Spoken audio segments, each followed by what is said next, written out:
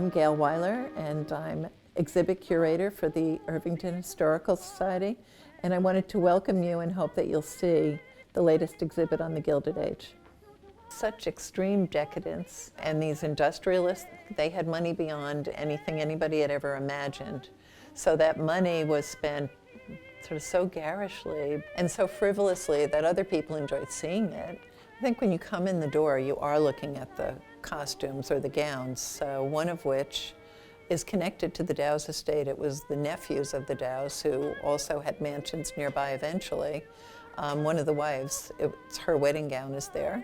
And the other dress, which sits to the back, was the vice president of the DAR, which also happened to be Doug Wilson's grandmother's dress. And the backdrop for it is one of the Cyrus Field houses, Ananda. And then to the left you see the very large 1891 map. And you can read about the people that lived in your neighborhoods.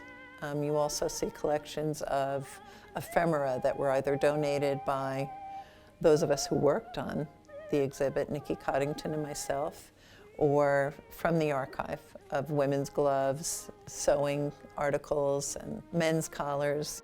In the back room, Nikki Coddington was largely responsible for finding enough ephemera from children's books and children's dolls, shoes, anything that we could put together. There are hats from our collection, and there's a lot of political cartoons. So because these men that lived here were featured in those political cartoons. I do love the connectedness of the men that we chose, but I also love that we chose costumes or their dresses because the women were so left out.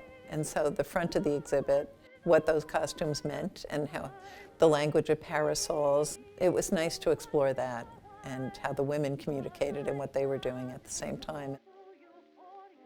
I think it's just so important to know where we came from, how these major corporations were founded, these major banks, and how much of it happened here. And you would hope that the next generations have an appreciation for that. Unfortunately, the relics are mostly gone, so it's nice to revisit it.